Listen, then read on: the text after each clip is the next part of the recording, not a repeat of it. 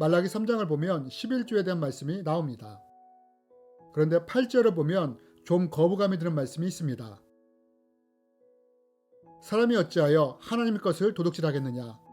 그러나 너희는 나의 것을 도둑질하고도 말하기를 우리가 어떻게 주의 것을 도둑질하였나이까 하는도다. 이는 곧 11조와 봉헌물이라. 여러분, 이 말씀을 읽다 보면 좀 거부감이 드는 말씀이 있지 않습니까? 무슨 말씀입니까? 11조 하지 않았다고 도둑 취급하는 말씀 아닙니까? 저는 오래전에 이 말씀을 보면서 아니 도대체 11조가 뭐길래 이걸 하지 않았다고 도둑 취급하나? 라고 생각한 적이 있었습니다. 여러분은 어떻습니까? 여러분, 왜 하나님은 이런 말씀을 하셨을까요? 오늘 말씀을 통해 왜 하나님이 이런 말씀을 하셨는지 11조에는 어떤 비밀이 숨겨져 있는지에 대해 함께 배우는 시간이 되었으면 좋겠습니다. 우리는 보통 수익이나 이익을 어떻게 얻습니까? 일반적으로 우리는 수고와 노력을 통해 얻습니다. 땀과 노력을 통해 수익을 얻는 것입니다. 어쩌면 이것을 얻기 위해 잠도 제대로 자지 못했을 수도 있고 제대로 쉬지 못했을 수도 있고 많은 수모를 참으면서 얻은 결과물일 수 있습니다. 그런데 하나님이 이렇게 얻은 결과물 중 10분의 1을 내라고 요구하시는 것입니다. 여러분, 이게 선뜻 이해가 되십니까? 수익의 10분의 1이 적습니까? 이것을 얻기 위해 우리가 얼마나 애를 썼습니까? 그런데 하나님이 내 결과물의 10분의 1을 요구하시는 것입니다. 그렇다면 하나님은 왜 우리에게 이렇게 10분의 1을 요구하시는 걸까요? 이제부터 하나님이 왜 11조를 요구하시는지에 대해 말씀드리기 원합니다. 여러분, 말씀을 시작하기 전에 먼저 질문하기를 원합니다. 무슨 질문이냐? 혹시 아침과 점심에 무엇을 드셨습니까? 아마 일반적으로 밥이나 국, 반찬으로 식사를 하셨을 것입니다. 그럼 제가 또 질문을 드리겠습니다. 이 밥이나 국, 반찬은 어디서 왔습니까? 대부분 농부가 농사를 지었거나 생선이라면 어부가 잡았거나 고기라면 목축업자가 기른 것일 것입니다. 그럼 이 사람들이 고기나 쌀이나 채소를 만든 사람입니까? 그렇지 않다는 것입니다. 그럼 이것을 누가 만들었느냐? 성경은 이에 대해 분명하게 말해줍니다. 하나님이 이르시되 땅은 풀과 씨 맺는 채소와 각기 종류대로 씨 가진 열매 맺는 나무를 내라 하시니 그대로 되어 하나님이 이르시되 내가 온 지면에 씨 맺는 모든 채소와 씨 가진 열매 맺는 모든 나무를 너희에게 주노니 너희의 먹거리가 되리라. 모든 산동물은 너희의 먹을 것이 될지라 채소같이 내가 이것을 너희에게 주노라. 여러분, 농부나 어부가 식재료를 만들었습니까? 그렇지 않다는 것입니다. 이분들이 한 것은 수고와 노력을 통해 그것을 길렀거나 잡았을 뿐이라는 것입니다. 실제로 이것을 만들고 제공한 분은 농부나 어부가 아니라 하나님이시라는 것입니다. 하나님께서 하나님의 창조하신 자연 만물을 통해 우리의 필요를 공급해 주셨다는 것입니다. 그렇다면 내가 수고하고 노력해서 얻은 결과물이나 수익은 어디로부터 온 것일까요? 내가 의자를 만드는 일을 합니까? 그러면 그 나무는 어디로부터 온 것일까요?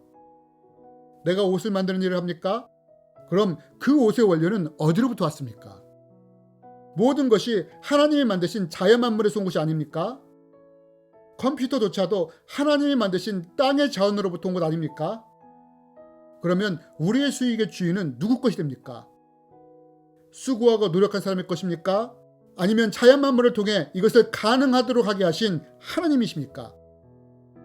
여러분, 만약 내가 회사를 다니는데 내가 수고하고 노력해서 한 달 동안 이 물건을 만들었으니 이것이 내 것이다 라고 주장하며 그것을 집으로 가져간다면 회사는 이런 사람을 뭐라고 부를까요?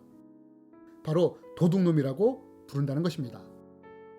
여러분, 왜 하나님이 11조를 하지 않은 이스라엘 백성을 향해 도둑질했다고 했는지 이해가 되십니까? 하나님은 이스라엘 백성들이 살아갈 수 있도록 자연 만물을 통해 필요를 공급하셨습니다. 그런데 이스라엘 백성들이 이런 하나님을 인정하지 않았던 것입니다. 그래서 하나님은 이스라엘 백성을 향해 도둑질을 했다고 말씀하시는 것입니다. 여러분, 11조에 숨겨져 있는 비밀이 뭔지 아십니까? 11조에는 나의 공급자가 하나님이라는 신앙 고백이 숨겨져 있다는 것입니다. 내 것의 주인이 내가 아니라 이것을 공급해 주신 하나님이 나의 주인이라는 신앙 고백이 있다는 것입니다. 그러나 여기서 우리는 왜 하나님이 11조를 요구하시는지에 대해 더 중요한 이유를 알아야 합니다. 그것이 무엇입니까? 우리는 이것을 말라기 3장 10절과 11절을 통해 찾아볼 수 있습니다. 만군의 여호와가 이르노라 너희의 온전한 11조를 창고에 들여 나의 집에 양식이 있게 하고 그곳으로 나를 시험하여 내가 하늘문을 열어 너에게 복을 쌓을 곳이 없도록 붙지 아니하나 보라. 만군의 여호와가 이르노라 내가 너희를 위하여 메뚜기를 금하여 너희 토지 수산을 먹어 없애지 못하게 하여 너희 밭에 포도나무 열매가 기한년에 떨어지지 않게 하리니. 여러분, 하나님이 뭐라고 말씀하십니까? 하나님이 11조를 하면 이런저런 복을 주신다고 약속하십니다. 그런데 여러분, 혹시 이런 생각 안 해보셨습니까?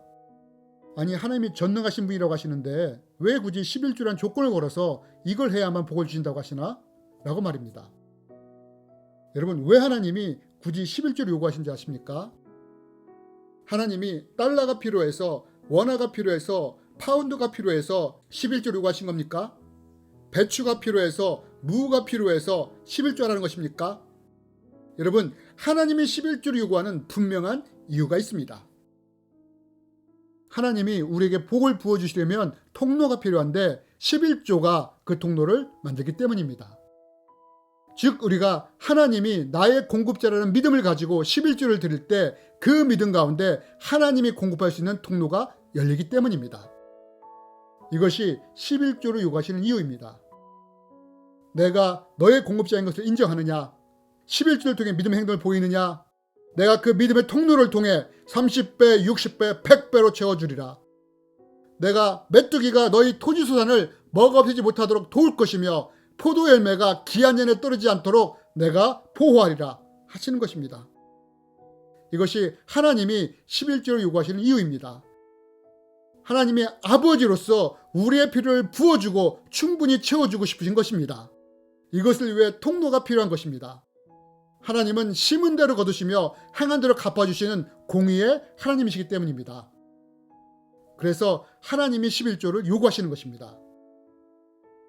여러분, 11조에는 두 가지 비밀이 있습니다. 그 첫 번째는 11조에는 하나님이 나의 공급자라는 신앙 고백이 숨겨져 있다는 것입니다.